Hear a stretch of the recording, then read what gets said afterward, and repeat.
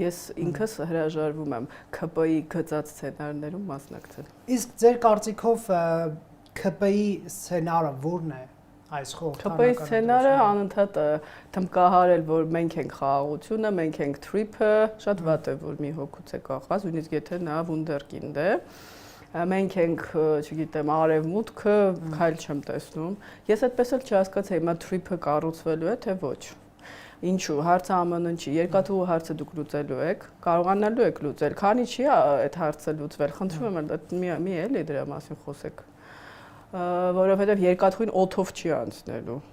Խոսում եք տարբերակների մասին, ինձ համար դա է կարևոր, թե չէ այս շոուներին ես չեմ մասնակցում այդ դրական, կոնցեսիոն կառավարումից էիք խոսում, Պուտինը համաձայն է, եթե համաձայն չի, ինչ է անում, ձեր արբանյակներն ասում էին, որ խլելու եք, ներողություն կոպիտ եմ ասում, բայց դա արդեն